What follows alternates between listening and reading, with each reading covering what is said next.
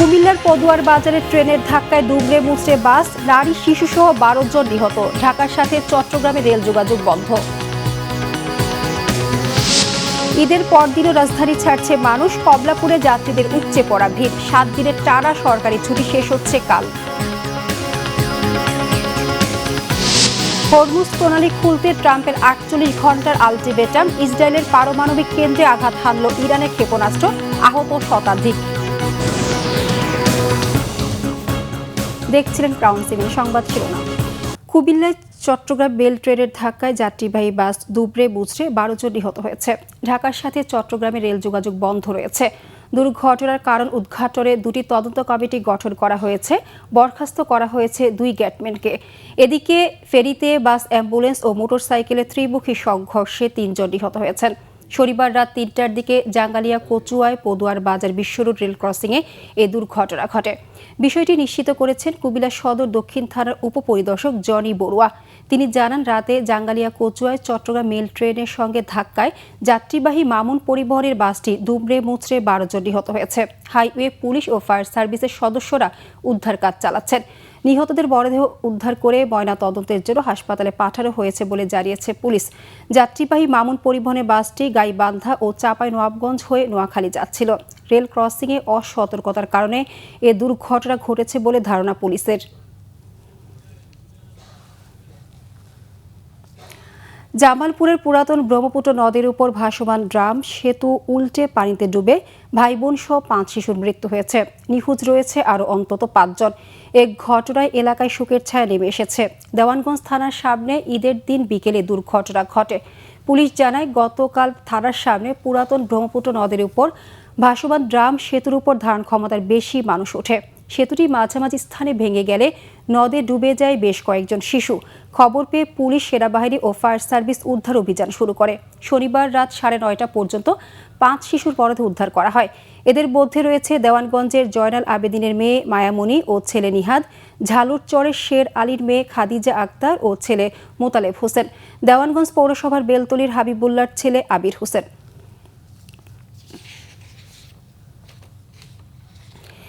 ঈদের দ্বিতীয় দিনেও রাজধানী ফেরা মানুষের সংখ্যা কম হলেও ঢাকা ছাড়ছেন অনেকে। বাস, ট্রেনে আজও যাত্রীদের ভিড়। রাজধানী কমলাপুর স্টেশন থেকে ট্রেনগুলো ছেড়ে যাচ্ছে যাত্রীদের ঠাসা। ভেতরে জায়গা না পেয়ে কিছু ট্রেনের ছাদে উঠতে দেখা গেছে যাত্রীদের। যাত্রীরা বলছেন, মূলত ঈদের সময় ভিড় এড়াতে ঈদের দ্বিতীয় দিন গ্রামের বাড়িতে যাবার জন্য বেছে নিয়েছেন। এছাড়া টিকিট না পাওয়ার কারণ ছিল অনেকের ক্ষেত্রে। যাত্রীরা আরও বলছেন, ঈদের ছুটি এখনও শেষ হয়নি, তাই গ্রামের বাড়িতে গিয়ে স্বজনদের সাথে দেখা করতে পারবেন। ফলে ঈদের আনন্দে খুব বেশি ছেদ পড়ছে না।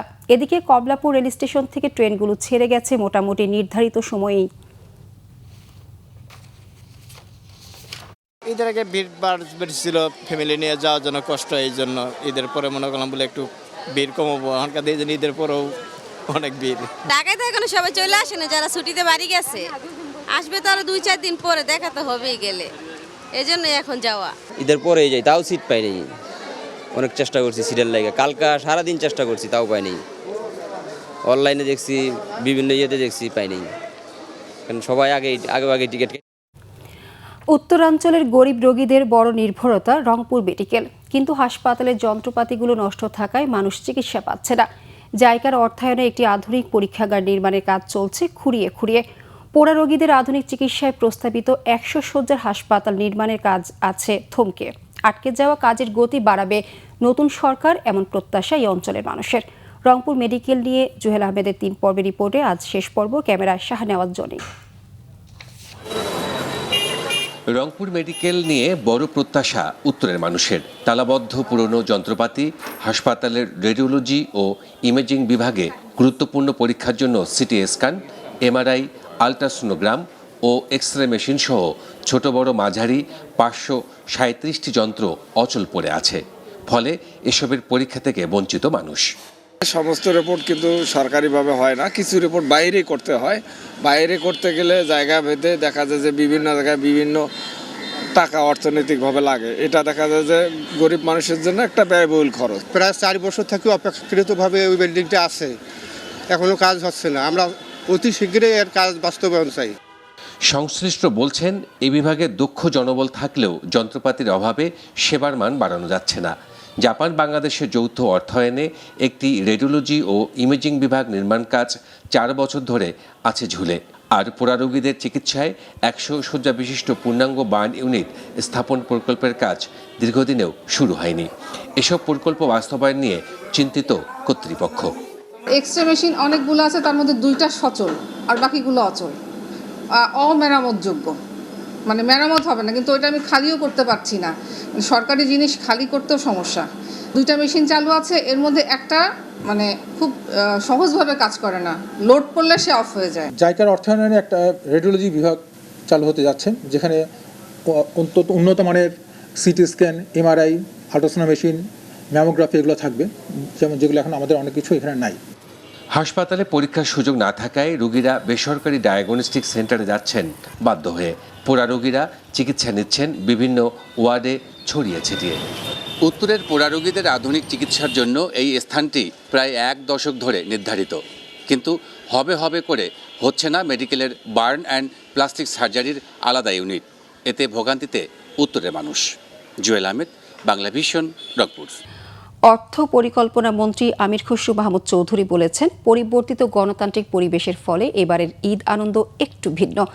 গতকাল চট্টগ্রাম মহানগরীর কাট্টলির দারুস সালাম মসজিদে ঈদের নামাজ আদায় শেষে তিনি একথা বলেন।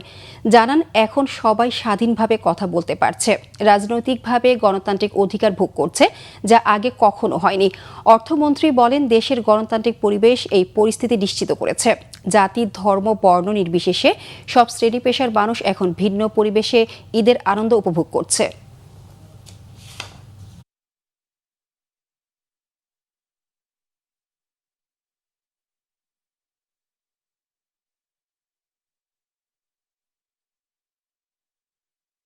একটি দেশের পরিবর্তিত পরিবেশে, একটি গণতান্ত্রিক পরিবেশে দিকে আমরা আমার মনে হয় এইবারের আনন্দটা একটু ভিন্ন।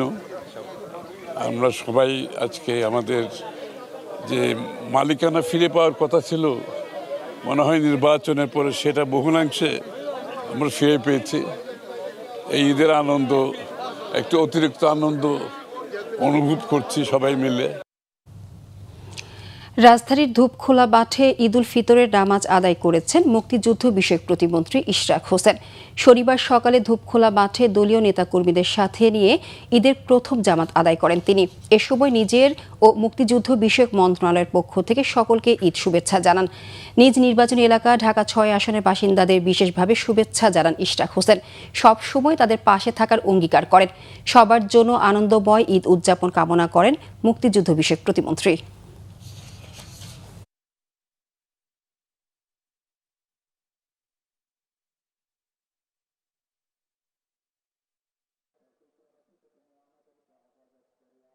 দেশব্যাপী এবং বিশ্বব্যাপী মুসলিম জাহানের সকল সদস্যদের জানাই ঈদের শুভেচ্ছা ও অভিনন্দন।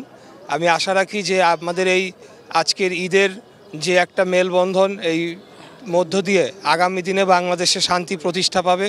এবং আমি বিশেষ করে ঢাকা 6-এর যারা আমার ভোটারগণ রয়েছেন, যারা আমাকে ভোট দিয়ে ঢাকা 6 আসন থেকে সংসদ সদস্য নির্বাচিত করেছেন, তাদেরকে বিশেষভাবে ঈদের শুভেচ্ছা এবং অভিনন্দন জানাচ্ছি।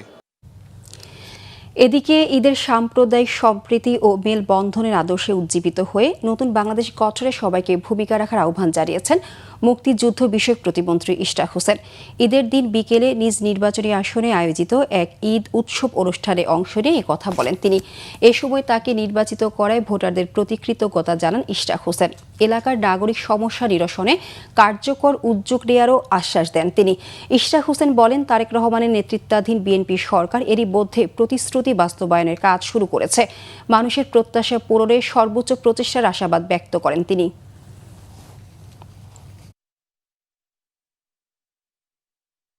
আমাদের এলাকার সমস্ত সমস্যা নিয়ে আমরা সেটাকে সমাধান করার জন্য সংসদে প্রয়োজনীয় কথা বলবো, বা যে মন্ত্রণালয়ে যেতে হয় সেখানে গিয়ে আমরা একে একে সমাধান করবো ইনশাআল্লাহ।